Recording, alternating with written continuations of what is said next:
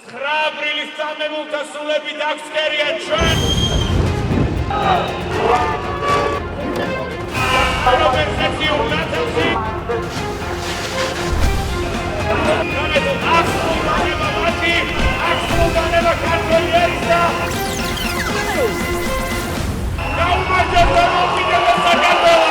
ეს YouTube პლატფორმა უმრავლესობაა. ეს ქართველების ამბავია.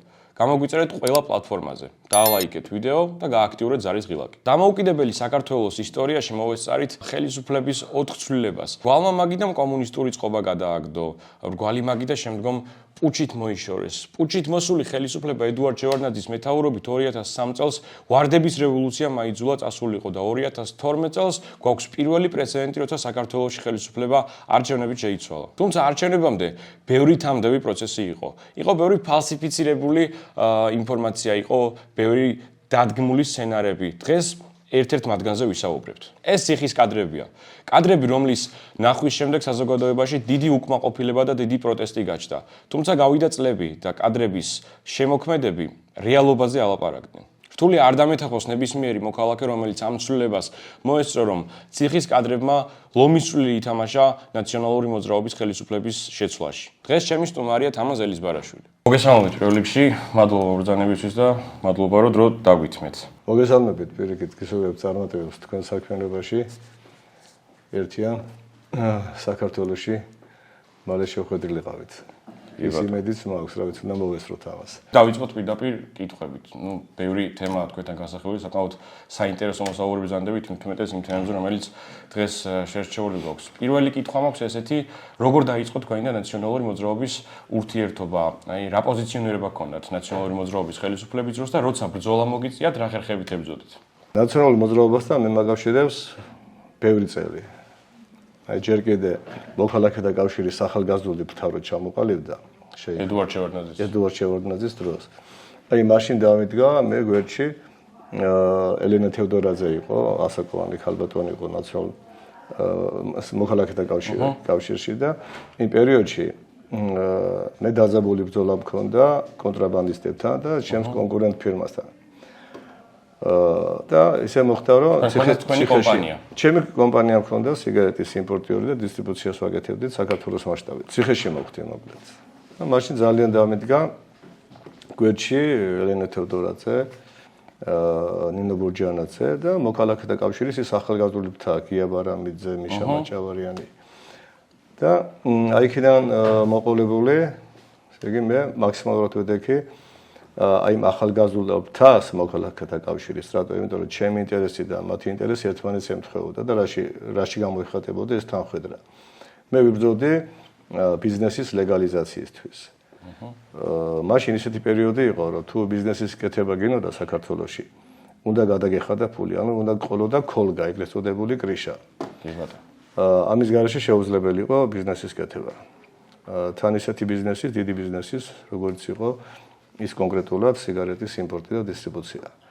და ორი ჯგუფი იყო, ორი ფირმა იყო, ჩემი და ომეგა მეორე ფირმა, ეს ცნობილი ბიზნესმენი ზაზა უქუაშვილი ხა საქართველოში არ არის, ინგლისში არის. მოდი ჩვენ შორის იყო კონკურენცია, წარმოიდგინე ახლა, იმათი კრიშა იყო, ეგრეთ წოდებული ქოლგა, ეგრეთ წოდებული კრიშა იყო. შინაგან საქმეთა სამინისტრო კახათ არგამაძე და აჭარიდან ასლან აბაშიძე და ჩვენი უშიშროება იგორ გიორგაძე. მაშინ შესაძლოა და უშიშროება სხვადასხვა ცნებებია, ხო, შევარდნაძე? საშინელი ესე იგი ბრძოლა იყო, გატაცებები ხალხის მერე გამოსყიდვა და ასე შემდეგ პირდაპირ ჩარეული იყვნენ აი ეს ძალისმიერი სტრუქტურები კრიმინალებთან ერთად. საშინელება ხდებოდა კონტრაბანდა, საქმეების გარჩევა, სროლები და ძალიან ცუდი პერიოდი იყო მოკლედ. ეს იმდენად ამაზრზენი იყო პირადად ჩემთვის, ხო, ვერ ვეგუებოდი ამას როგორ შეიძლება, ბიუჯეტი არა, აქედან გამომდინარე არ არსებობდა სახელმწიფო სტრუქტურები, სახელმწიფო ინსტიტუტები, არა გაზი, არა შუქი, არაფერი საშინელი მდგომარეობა იყო მოკლედ, არაფერი წინსვლენ ჭაობი იყო საშინელი. რა მუხლი იყო ეს თქვენი როცა მოგიწია? ყაჩაღობა. სანამ ესე იგი დამაპატიმრებდნენ, ამას წინ ესე იგი რა პერიოდი უძღოდა. რომ მე შევიტანე პარლამენტში კანონპროექტი ბიზნესის ლეგალიზაციის, ანუ აქციზის შემოღებას ვითხოვდი. შესაბამისად აქციზის შემოღება რაც ნიშნავდა კონტრაბანდა აღიკვეცებოდა. კი, სიგარეთზე უნდა მიკრულიყო სააქციო მარკა და ამით კონტრაბანდა ფაქტურად გაჩერდებოდა. კონტრაბანდის გაჩერება არ აწყობდა არც უშიშროებას, არც შინაგან საქმეთა სამინისტროს, იმიტომ რომ შემოსავალი ქონდა და დიდი შემოსავალი საკმაოდ. და ამ თემაზე მე რომ მქონდა აი ახალგაზრდობთან შეხვედრა, მაშინ ზურა იყო ჟვანია, სანამ ის ჩამოვიდოდა და მოკლედ ძალიან დამედგნა გვერდში ამ კანონ პროექტის, ესე იგი, ლობირებაში პარლამენტში და მოკლედ საქმე ისე მიდიოდა, რომ მალე მიიღებდა პარლამენტი აი ამ ახალგაზრდული ფრთის ლობირებით ამ კანონს. და შესაბამისად ეს არ აწყობდათ, როგორც გითხარით, არც შინაგან საქმეთა სამინისტროს, არც უშიშროებას და 97 წლის მარტში დამაპატიმრეს. და გამიშვეს, ესე იგი, ორთაჭალაში ეგრეთ წოდებულ მეხუთე იზოლატორში. ეს ის ხო არ არის ჯილების ის რო იყო. ჯაბა იყო, მე-13 კამერაში ჩემ გვერდით იყო ჯაბა. რომელიც დაიწვა ხო ის კამერა მე თუ ის. არ მე გააუქმეს ის კაცო, საერთოდ აღარ არსებობს. მეხუთე იზოლატორი შინაგან საქმეთა სამინისტროს შენობის -3 სართულზე იყო. საშინელი პირობები იყო, ესე იგი. იატაკზე იყო წყალი, ეს კოჭებამდე იყო წყალი, რომ გადმოდიოდი, რკინის საწოლები იყო, რომ გადმოდიოდი, წყალში გიწევდა, ესე იგი. სიარული და რო თენდებოდა, როგორ ვატყუდით, იცი? ვირთხები რო შედიოდნენ, ესე იგი, სოროში რო ზულებოდა ვირთხები, ნუ ხდებოდი რომ თენდებოდა უკვე. ამ დროს ბოდიში ჩაგეკითხებით, მან ამ პარალელურად ჯაბა იოსელიანი იხდის სასჯელს? ჯაბა იხდიდა, მანდ იყო ჯაბასთან ერთად კიტინა, ესეთ სედმეტი სახელით, გელაშვილი, მეორე გელაშვილიც იყო, გიგა გელაშვილი, თითქმის ესე იგი ყველა მხედრონელი, რომელიც შევარდნაძეზე ტერაქტში მონაწილეობდა, მაშინ ტერაქტი მოხდა შევარდნაძეზე და აი მაგის გამოიხდიდნენ იქ საშიელს. მეხუთე შემდეგ მოგეხსენებათ 2003 წელი რევოლუცია ნოემბრის, მაშინ ესე იგი იქ ვიყავი, ჩემი ესე იგი ხალხით, ყველაფრით ვედექი გვერდში, ფინანსებით, სიგარეტით, ყველაფრით და მოკლედ ესე მოხდა პარლამენტში, რომ შევედი კადრებში ჩანვალ. მე მიშასთან ერთად, აი ჯგუფთან ერთად მე შევედი პარლამენტში, მიშა ჩაისვავდა. ესე იგი, ისე ვიყავი. რა ვიცი, აღტკინებულია. ეს საოცარი ემოცია მქონდა. და როგორც ესე იგი იქნა, მე მოვახერხეთ, აი მჭავი და თავს დავახცევ და მართლაც ისე კარგად დაიწყო ყველაფერი. სასწავლებელი მოხდა, წარმოიდგინე, 0-დან ესე იგი დაიწყო სახელმწიფოს მშენებლობა. შეიქმნა სახელმწიფო ინსტიტუტები, ქვეყანას დაემსგავსა ბიუჯეტი, როგორც იქნა ესე იგი ეღირსა ქვეყანას და დაიწყო ნორმალური ცხოვრება და რაც თავარია, შანსი გაჩნდა, რომ წავსულიყავით ევროპისკენ და გამختارიყავით ევროკავშირის და ნატოს წევრი. ეს იყო ჩემი რა ვიცი, ოცნება და დღემდე ოცნება ჩემი. კი ბატონო, როგორც თქვით, ეს უკვე საწყისი წლებია, როცა საგზნობლად ჭაობიდან ქვეყანა დაემსგავსა სახელმწიფოს უკვე. კი ბატონო. მე რა ხდება, რა იცვლება? იმიტომ რომ თქვენ ბევრ ინტერვიუში ნათქვამი გაქვთ, რომ ნაციონალური მოძრაობა ყველას კარგად მოეხსენება, როგორ შეეხოთ ჩემს ოჯახს. ამას ხშირად ამბობთ ბევრ ინტერვიუში. რა შეიცვალა? მე გეტყვი რა შეიცვალა, რა მოხდა. ესე იგი, თუ რა მიჭირდებოდა, ხო, მიშა მაჭავრიანი მოდიოდა ჩვენთან და გვეჩვენებდით ყველაფერში, თუ რაიმე იყო დასაფინანსებელი და პლუს თუ რაღაცა ჭირდებოდა, აქედან თვითონ კი არ მოდიოდა, ხო? ისეთი მორიდებული იყო მიშა მაჭავრიანი. მიშას საშუალებით ჰქონდა კომუნიკაცია, თუ რაიმე, თქვათ, ღონისძიება იყო, რაღაცა იყო დასაფინანსებელი. მიშას საშუალებით ხდებოდა აი ამ ხალხების, ხო, აი ამ კი და გვეჩვენებდით ყველაფრით.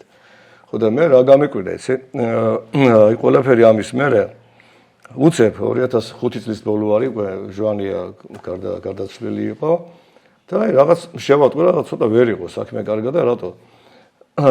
ესე იგი, მოდი შემთან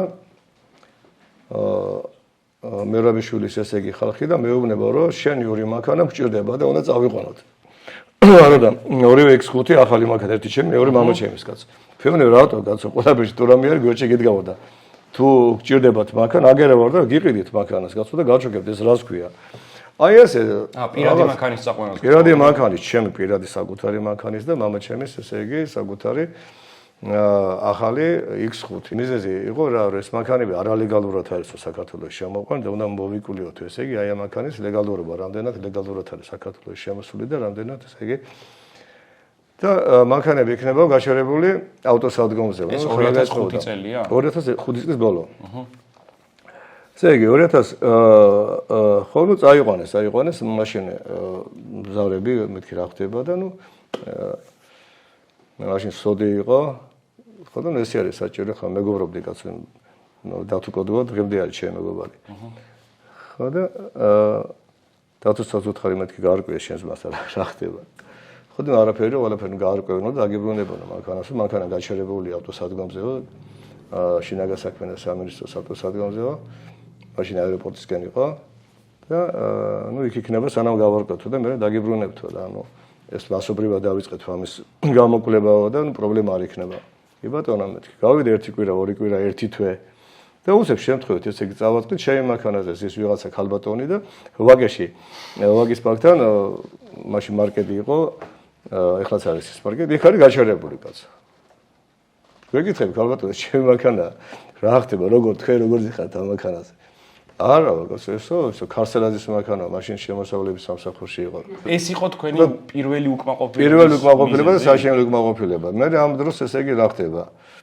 ჩემი შვილი იყო პატიმარი. კურამი უფროსი შვილი.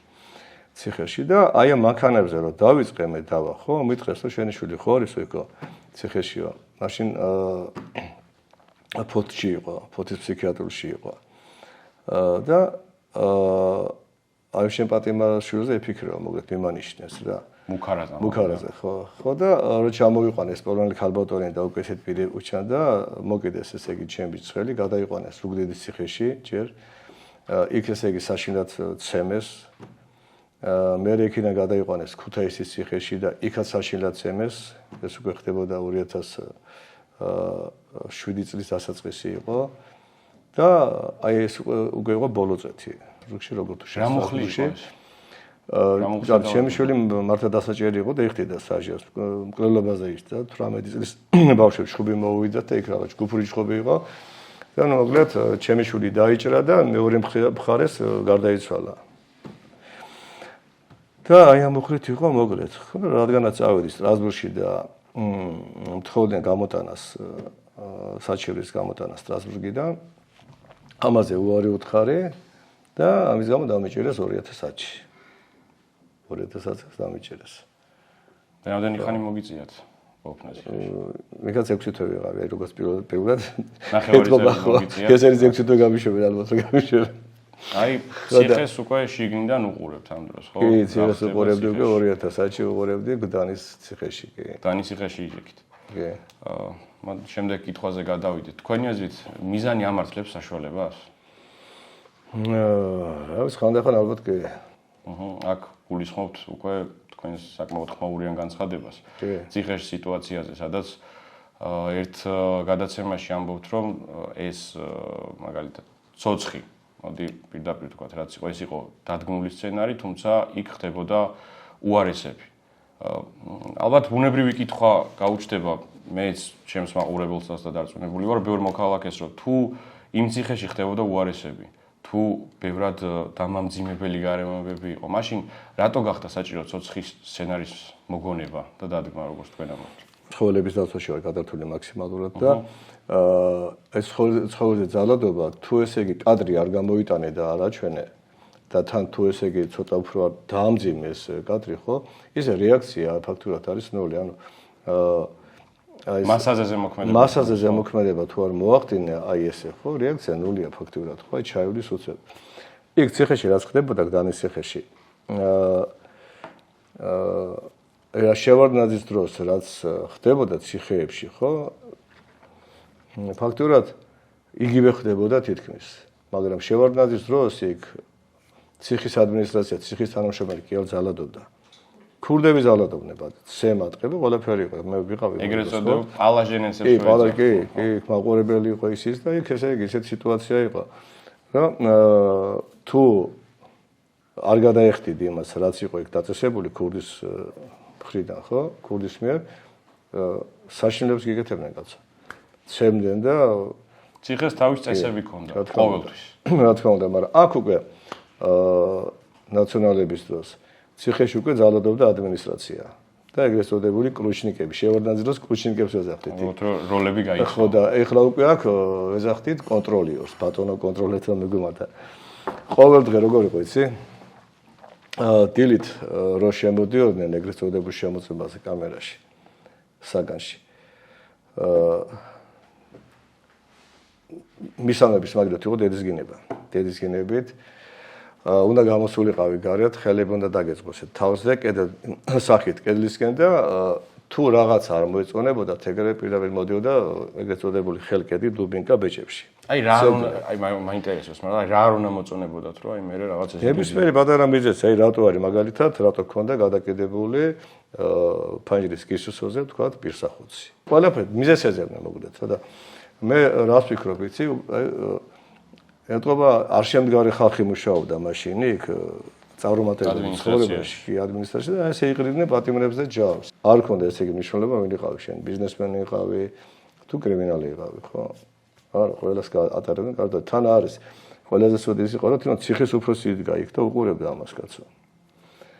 მერე იყო მეორე კორიდორი იყო, როცა კარანტინიდან ჯერ ციხეში რო შედიოდი, კარანტინის ზონა არის ქვევით არის სარდაფში, კარანტინში შედიხარ, იქ რამოდენიმე დღე გაჩერებენ და მე კარანტინიდან ადიხარ ზევით უკვე კამერებში ხარ. კარანტინის კამერები და ციხის კამერები ზევით რო ადიხარ, განსხვავდება, როგორც სადა დედამიწა. იქ 60-ია ფაქტურად. თან თუ ვინმე ესე იგი, თუ ვინმე არ მოეწონებოდა, თან თუ ვინმე უნდა დაესაჯათ, კარანტინში 3 დღეზე დიდხანს აჩერებდნენ. მე მაგალითად 14 დღე გამოჩერეს კარანტინში. და კარანტინის საწოლებზე როგორ არის? 6 ადგილიანი საგნებია კარანტინის საგნები. და ყოველთვის იყო ხოლმე აი 22 კაცი ნაკლები არ ყოფილა არასდროს. და 3 დღეში ერთხელ ხდებოდა. ერთ საგანში 22 კაცი, კი 6 ადგილიან საგანში. თან არც მატრასი იყო, არც ლევი, უბრალოდ რკინის ესე იგი რელსები არის საწოლზე. და აი აქ ესე იგი ამ საწოლზე მორიგეობით ვიჯექით, იქ ვერ დაიზინი, ვერ დაწვებოდი. ხო ეს ვიჯექი და ესე თუ ჩათმევდა ადამიანი. ხო და აი ამ პირობებში წარმოიდგინე, ხო, საჭმელი ხო უნდა ჭამო იქ. შემოდიოდა ეს 22 კაცი. ფაქტურად საშინელება იყო რა და 14 დღე გამოჩერეს ესეთ პირობებში.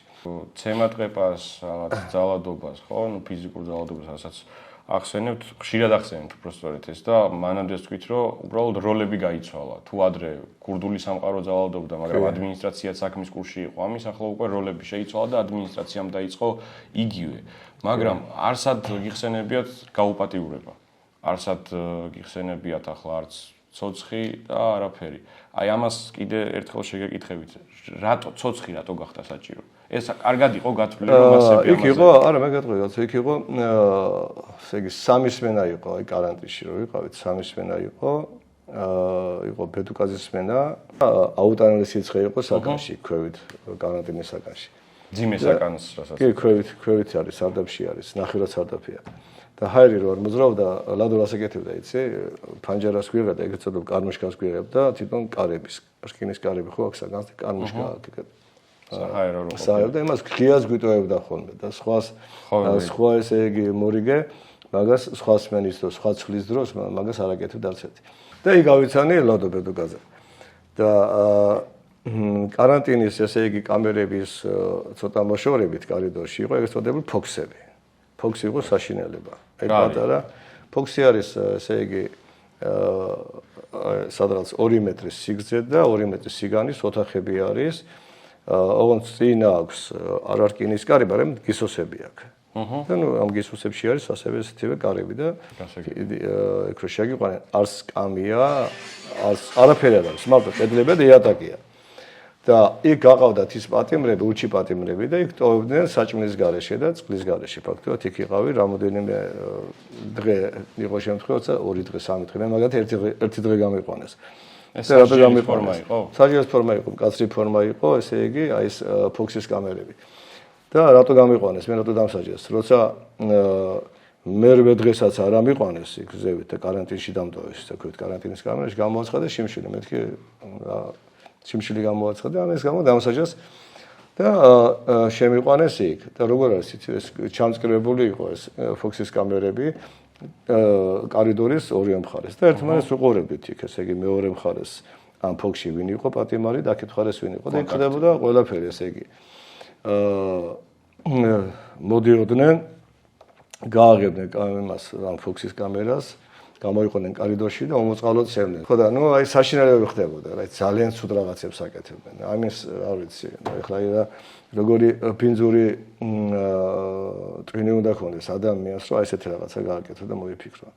და სხვას რომ მოეყოლა ჩემთვის ეს, ხომ მე ვერ დავიჯერებდი, არ დავიჯერებდი. ხო, ცოტა ჩემი თვალით რომ აქ ეს ყველაფერი ნანახი, ამან აი ძალიან იმოქმედა და იმ დროს ლადოსთან აი განსაკუთრებით ოდესიც, აი როცა მოხდებოდა პატიმრების აყვანა კარანტინიდან ზევით და მე რო რჩებოდი კარანტინის კამერაში ერთი, ხო, ლადო შემოდიოდა ხოლმე ჩემთან, თითქოს როცა მორიგე იყო და ორი მორიგობა მოუწია ლადოს იქ და მთელი ღამე ჩემთან იყო. თუ ზევიდან იყო ბრძანება, მაშინ ყველაზე უნდა ყოფილიყო სამივე სმენა, სამივე ცვლაზე, ხო?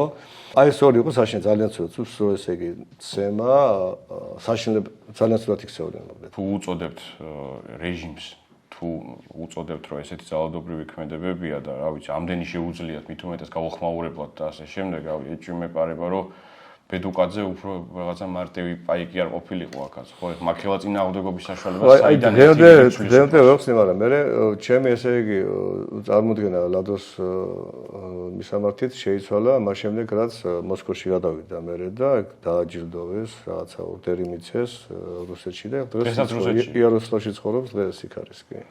ხო, ამ ადამიანის ინტერვიუები მანახი მაქვს. ხო, რაღაც საკმაოდ არადამაჯერებლად საუბრობს, მინდა ესეც დავაფიქსირო, ძალიან ბევრი ალოგიკური ბმა იყო, რაც ლადოს თავიდან ბოლომდე პატრონობდი მე სანამ წავიდო და ეგ და ყველაფერი ვიცი, კაცო, მისი ხასიათიც. ქურდი ხარ? აი ეს შეძახილები რო იყო, ამაზე როდესაც საუბრობს, მე მაგალითად საკმაოდ ისეთი არადამაჯერებელი შთაბეჭდილება დამიტოვა, ამაზე როცა ილაპარაკა. მისი ხმა იყო აშკარად შავი თეთრზე მისი ხმა იყო და ნუ არ ვიცი ეს მე ვარ თუ არაო. ამბობს აი კი არა ეს იყო, მაგრამ ნუ ფაქტურად მე ხო მიდიოდა გამოძიება და ფაქტურად განრიდებით გავუშვეს, თორე ნუ ყველაფერი ის რაც იყო იქ ამისი ავტორი კი არა, უშუალოდ ესე იგი მთავარი გმირი იყო ლადო იყო, ლადო იძახდა მაგას, ლადომ დადგა ის ყველაფერი. თორე ეხლა როგორ იყო მე გეტყვი, მე 2010-ში რომ შევედი ციხეში, ხო? 2010-ის ბოლოს გამოვედი დეკემბერში. და იმდენად ვიყავი, ესე იგი სავსე, შურიზიების ცხოვრვილი და სურვილით, ხო, აი ვფიქრობდი რა გამეკეთებინა და როგორ გამეკეთებინა. და პირველი ესე იგი რაც მომივიდა თავში ლადოსთან ერთად რაღაცა შემიქმნა, რაღაცა მომიფიქრებინა და რატომ მე რო გამოვედი ციხიდან პირველი ესე იგი რა გავაკეთე, ლადოს შვილებს ეხმარებოდი, ორი ბავშვი ყავდა, ორი გოგონა არასრულოვანი სწავლობდნენ სკოლაში და სტიპენდია დაუნიშნე. და ყოველთვე ვაძლევდი ფულს. ვურიცხავდი თან, არ ვაძლევდი ბარათზე, ვურიცხავდი ყოველთვე სისტემატურად 400 ლარი იყო, ბავშვი მაშინ დიდი ფული იყო იმ პერიოდში. ბავშვისთვის მე თუმცა 800 ლარი ყოველთვიურად. მე ესე იგი თვითონ ლადო მოვიდა ამერიკა, კომუნიკაცია ქონდა კაცო, საუბრები ტელეფონზე. და ამერიკა და მითხრა რომ შევხვდეთო რაღაცა. რომელი წელია? ეს არის უკვე 2011 წელი იყო დაწყებული. 2011 წლის.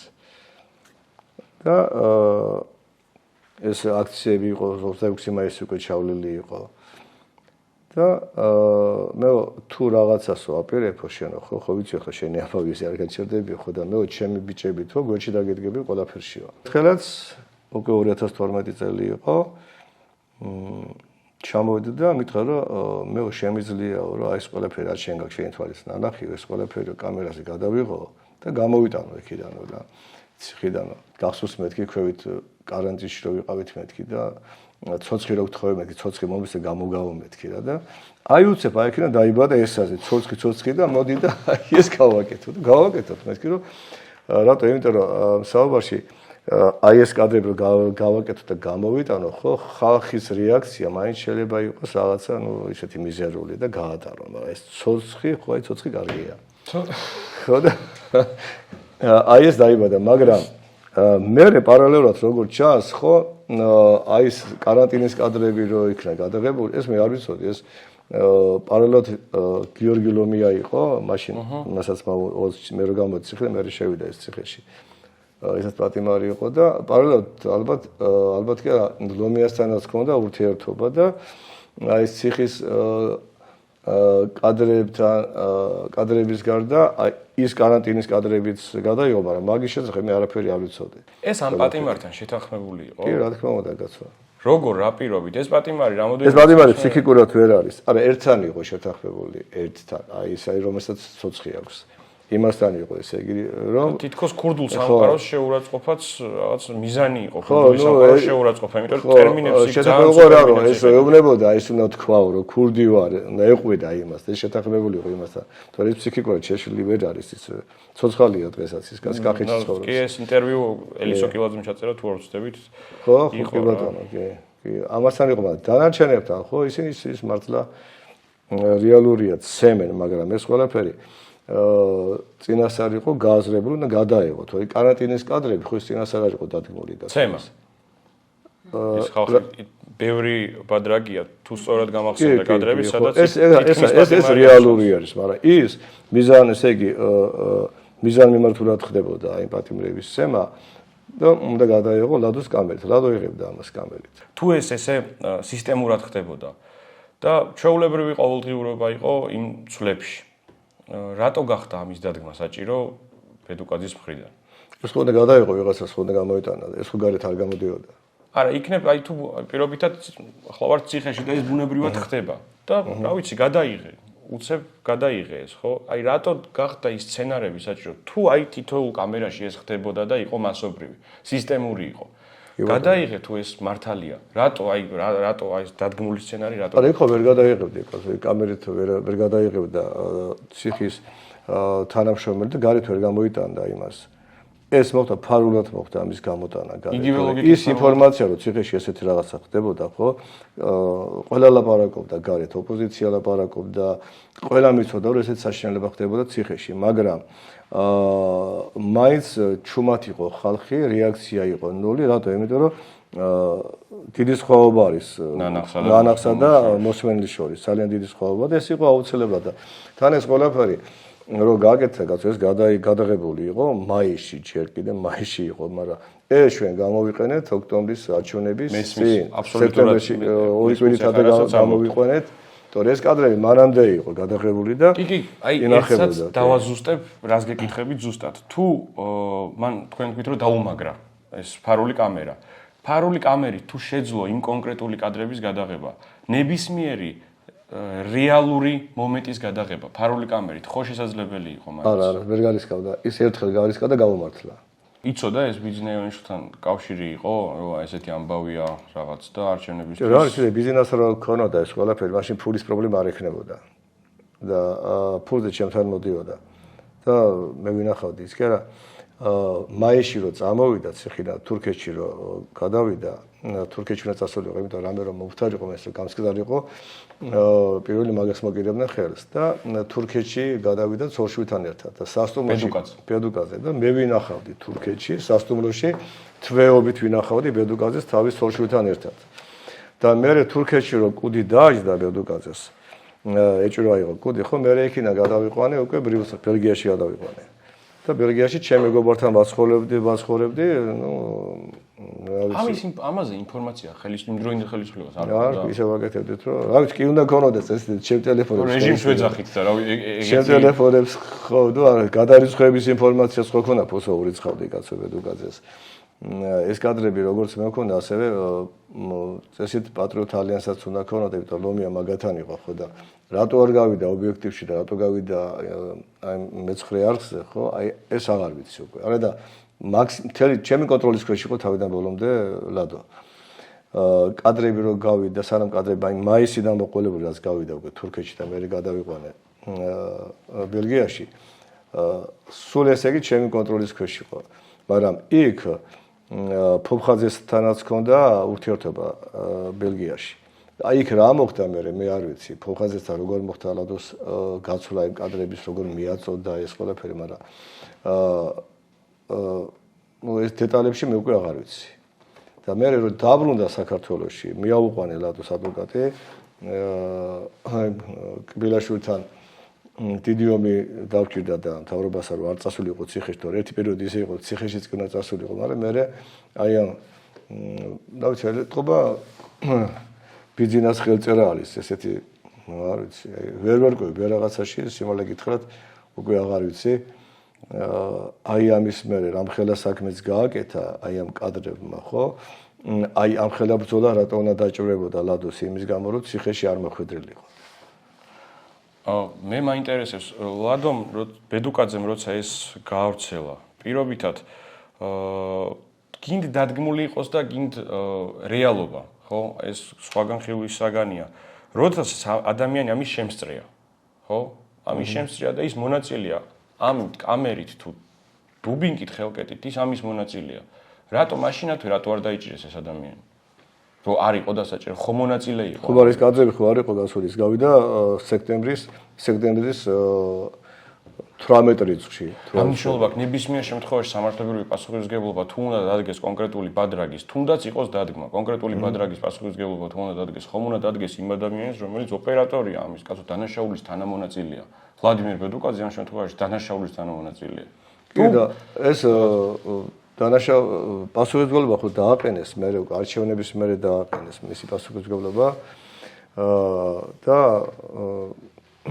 ნუ მიდიოდა ციხეში, მაგრამ განრიდებით განათავისუფლეს საჯელისაგან და მე წავიდა რუსეთში მე როგორც ვიცი.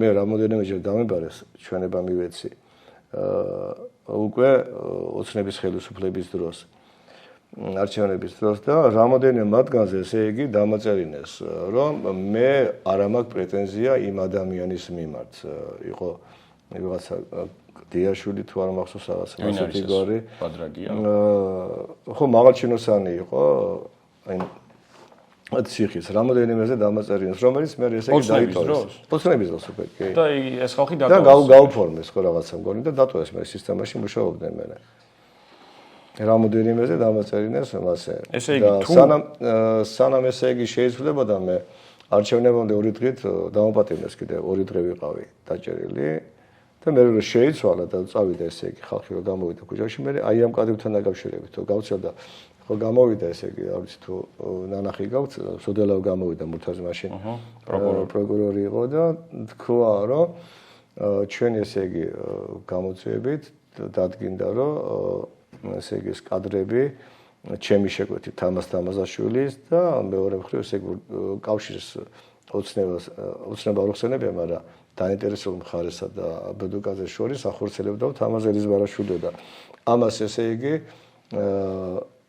ამყარებდნენ იმითი რომ მე თანხას ურიცხავდი ლადოს ბარათზე, ბავშვების ფულს ურიცხავდი.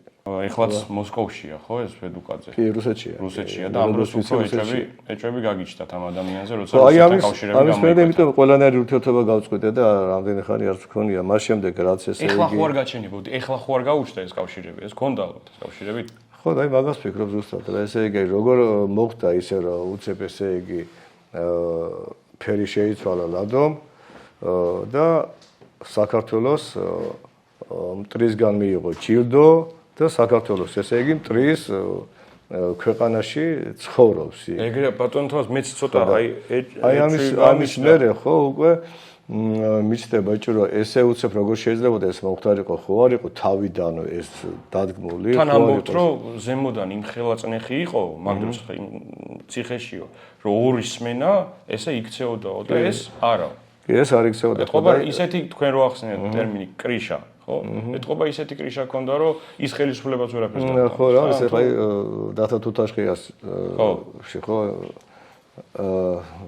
კონსტანტინეს იმას ჯაბო ამირიჯებს ხო საოცარი სცენებია ისე ხლართავს ეს მუშნის არანდია ხო აი ამ ობობის ქსელს რომ შეიძლება ბევრი პატრიოტიანი კაცი გაება სამოში და იფიქროს კაცო ეს ჩვენიანია და მოდი აი ამას დაუდგები გვერდში გავაკეთებ არა და სინამდვილეში ჩვენიანი კი არა მტერია შენი ქვეყნის ხო აი არ არის გამორიცხული იგივე სამქონდეს ახლა აი აქ საქმე თავიდანვე იყო ის ჩანერგილი რუსეთის სამსახურების მიერ იქ ციხეში სპეციალურად იქცეოდა ესე, რომ შეიქმნა იმიჯი, როგორც ესე იგი მართალი კაცის, კაი ტიპის, ხო სამართლიანი ტიპის და შემდეგ ესე იგი აი ეს თამაში ეთამაშათ, რა თამაშის ფაქტურად ითამაშეს. ანუ წლების მაგრამ მე რაზე ვთვლება, იცი გული, როცა ამხელა მანდატი ქონდა ნდობის მოსახლეობის ნაციონალურ მოძრაობას, უშუალოდ მიშა სააკაშვილს, ხო?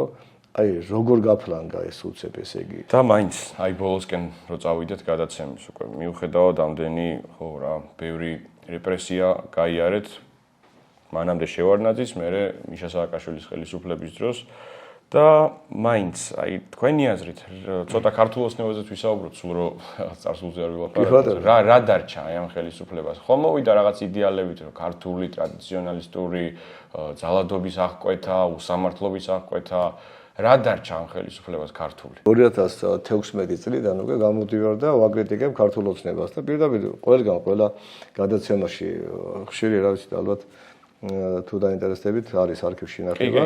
გამოდივარ და ყველგან ვლაპარაკობ, რომ მე ესე იგი 2016 წლის მერე არჩევნებში ხმა არ მემიწია ქართულ ოცნებას. ეს არის მატყუარა გუნდი, რომელიც ტყვილით ახდენს ესე იგი ტერორს საკუთარ მოსახლეობაზე.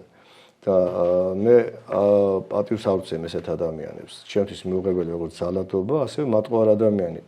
და პლუს საშინელება და პლუს კიდე ძალადობის ჩვეულებრივ დაუძახებენ ქართული ოცნებას. პლუს კიდე ხა რაც გააკეთეს, აი წარმოიდგინეთ ახლა რაც გააკეთეს 2024 წელს არჩევნების მე ნოემბერში 28-ში გამოვიდა გობახიძე და განაცხადა რომ ჩვენ ესე იგი წყვეთ ხო ეს იყო ჩემთვის კატასტროფა საშინელება და მაშინ გავაკეთე ეს განცხადება რომ ნუ თან ახლა დემონსტრანტებს უწოდა იქ ბერბიჭაშვილები და სატანისტები ჩემი რეაქცია იყო საშინელი ამაზე და წამოვიდა უზარმაზარი წნეხი ჩემზე ვინ არ მომეგზავნეს ამას თუ ლაპარაკობ გაჩერდი ის მაგრამ ხა ჩემი ხასიათი ეთქვა არიციან და იმის მერე პირდაპირ ესე იგი ყველაფერს ვარქმევ თავის ახალს იქ აქციებზეც ვიყავი იმ ბიჭების განთავისუფლებას ვითხოვ სუტყვირაზიან ისინი არიან ჩემთვის მართლა სინდისის პატიმრები და მართლა რა ვიცი პოლიტიკური პატიმრები იმათი გაჩერება ყოველი დღეს არის საშინელი დანაშაული და ფერს ვეუბნები კაცო მიშასაც ესე ეგონა მეთქი თავის დროზე ხო მოვატო და თქვენს პასუხს აგებთ იმიტომ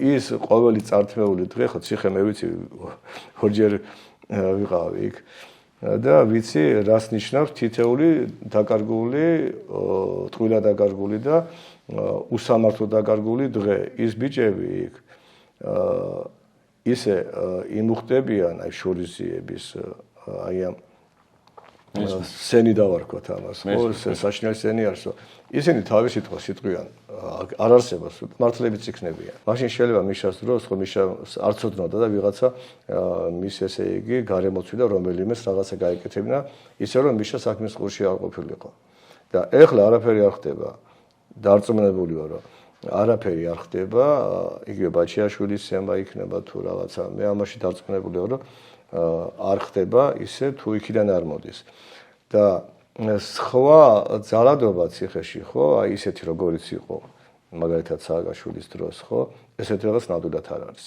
რა ვიცით ჯერ მოუწია დაიფაროს ჩემშიც მოუწია კიდე ახლა 2 წელი კიდე ციხეში ყოფნა და იმისგან ვიცი ეს ყველაფერი რომ ისე არ ხდება ქართული ჯიგრული რაღაც ისეთი ტრადიციონალისტური ყველა ფასეულობა თითქოს აი უნდა იყოს იქით მხარეც რა ქართული ოცნების მხარეც და ამაზე მუშაობენ 24 შვიდზე ამ პროპაგანდაზე თქვენი აზრი მაინტერესებს რა დარჩა ამ მართლა ქართული ფასეულობებიდან ამ ხელისუფლებას აი საუბრობდნენ 7 ნოემბერზე 26 მაისზეც ძალიან ბევრ საუბრობდნენ 28 ნოემბერი გაიხსენეთ თქვენ წეგან რა ვიცი თუ 7 ნოემბერი ერთი დღე იყო და იქ ბევრი 7 ნოემბერს ვინც იდგა როცა მიყვება დარბევის იქ დეტალებს და რაღაც თითქმის განსხვავებას კი არა ბევრად მეტი დღე იგივე გავიარეთ 28 ნოემბრიდან ერთი კვირის განმავლობაში ეს რა ვიცი რა საერთო შეიძლება დაინახოთ იმ და ამ ხელისუფლებას შორის აბსოლუტურად ეს იდენტური არის არანაირი განსხვავება არ არის ეს ყველაფერი არის პროპაგანდა ესე იგი მოქმედებს მიზანი არის რა რომ აი მასებზე იმოქმედონ აი ჩვენ აი უფრო ტრადიციულები ვართ აი ოჯახის სიწმინდე არა და რო გადახედო ხო 2-3 საყვარელი ყავთ და კადრებიც კი გვაქვს ნანახი უცხოეთში ხელგადასავლები და ხო იგივე მონაკო და ასე შემდეგ და ეს ადამიანი რომ გამოდის და შენ ოჯახის სიწმინდეზე გელაპარაკება ხო ნუ ცხადია ესე იგი ნუ რასთან გვაქვს საქმე აქ არის ესე იგი პროპაგანდა, სიცრუეზე დამყარებული ყველაფერი და მიზანი არის ამისი, რომ იმოქმედონ აი იმ რიგით ადამიანებზე, ვისაც მართლა სწამს ეს ოჯახის სიწმინდე კი, რა თქმა უნდა, კაცო, ოჯახის უფროსი უნდა იყოს მაგალითი და უნდა დაიცვას. ანუ ოჯახის სიწმინდე აპრიორი ქოცის ფასეულობა არ არის ნებისმიერი ეს რა თქმა უნდა, ეს არის ის ადამიანი, რომელიც კიდევ მეორებ ყოველი ფეხის ნაბიჯზე მართლა ბილწავს თავის ოჯახის სიწმინდეს, ხო? ხალათობს ოჯახს იმისგან აი ამის ქადაგება, ხო? ეს ხო როგორი მარაზმია და ფარისეულობა, ხო? და ესეთ ფარისეულები არიან, პირდაპირ ეუბნები პირში, თქვენ ხართ ფარისეულები. იქ მე ერთი ორი კაცი თუ მეგულება წესი არის ახლა დღეს ოცნების ხელისუფლებაში. დანარჩენები არიან ფარისეულები და ბიუჯეტის ქურდები. თქვენი აზრით. აი სწორედ ამიტომ იყო რომ ორჯერ გამასამართლეს ახლა აი ამ ხელისუფლებამ, ორჯერ გამასამართლეს. რეპრესიული მანქანა ყველა წინააღმდეგ. რომ გამოდიხარ და პირში რომ ეუბნები რომ თქვენ ხართ ქურდები, რატო იბარა? ეს წარმოგიდგენთ, სამი საქმე მაქვს, ესე იგი, სამი საჩივარი მაქვს შეტანილი, აშკარად ესე იგი კორუფციული ფაქტები მიდევს და დაუდენ. არ მიდის გამოძიება. ნელ-ნელა წავიდეთ დასასრულისკენ, დიდი მადლობა მობრძანებისთვის და მაინც ვისაუბრეთ ორივე ხელისუფლებაზე. მოძრაობაზეც და ქართულ ოცნებაზეც და მაინც თქვენ მიშას უსურვეთ გამძლეობა, უსურვეთ თავისუფლება, ეს პოსტი საჯაროა, მიუხედავად ჩემი წყენებისა, ეს ქვეყნის ინტერესია, თქვენ ასე. კი, რა თქმა უნდა. და მინდა ესეთი მარტივი რაღაც ფლაგმანური კითხვა იყო, აღარ არის მოდაში უკვე, მაგრამ მიშა სააკაშვილის ხელისუფლების დროს უფრო მეტი განვითარება იყო თქვენი პერსონალური აზრით თუ ბიძინა იმაშვილის ხელისუფლების? არა, რა თქმა უნდა, შედარება არ შეიძლება, როცა მიშას დროს მიშა ჩაიბარა ქვეყანა, რომელსაც არაფერი არ ქონდა. არც სახელმწიფო ინსტიტუტები იყო, არც ბიუჯეტი იყო, არაფერი არ იყო. პურის რიგები და ტალონები და საშინო მდგომარეობა იყო და შეძლო ეს მართლა მე ხარ როგორ შეიძლება უმადური იყოს ადამიანი და ეს ყველაფერი არ დაინახოს და არ თქვას, ხო, მაგრამ აი შემდეგ უკვე 2006 წლის დასაწყისში 3 წლის თავზე, ხო, ამ ვარდების რევოლუციის შემდეგ იმდენად ხიბში გადავარდა, მე ესე უწოდებ ამას და იმდენად დადგმა აი ამ ძალაუფლებით, ხო, ბევრი შეცდომა დაუშვა მართლა საკუთარ ხალხზე ძალადობა არ შეიძლება, აი როგორც აი ხლა ოცნება რომ ძალადობს საკუთარ ხალხს, ეს არაფერ შეიძლება. როგორ შეიძლება განვითარების დიაპაზონი ქვეყნის. განვითარების დიაპაზონი, რა თქმა უნდა, მიშას დროს იყო საგზნები რა შედარება. ეს ხო თვალნათელია ხო შეადარეთ. კი ბატონო. დიდი მადლობა. ეხლა პირიქით, ეხლა ყველაფერი იყო, ყველაფერი კეთდებოდა, რომ წავსულიყავთ იგივე რომ მივიღეთ, ხო, კანდიდატის სტატუსი, საიდან მივიღეთ, ხო, მივიღეთ, უკვე საფუძველი ჩაყრილი იყო ამისი და მივიღეთ და ეხლა ამასაც ესე იგი აჩერებენ და ფაქტურად აი ეს ტრიუკი, რასაც ბიძინა აკეთებს, თუ ეს ტრიუკია და ეს აქვს ჩაფიქრებული, რომ მოდი ესე იგი დავაყოვნოთ, შევხედოთ აი უკრაინა-რუსეთის ომში რა მოხდება და მე შევიცვლი გეს და მე წავალ, ხო? არის ეს რამდენად სწორი არის, მე ვერ გეტყვით, მაგრამ მადლობა, დიდი, რო დაგვითხრეს. აი ხარეთ.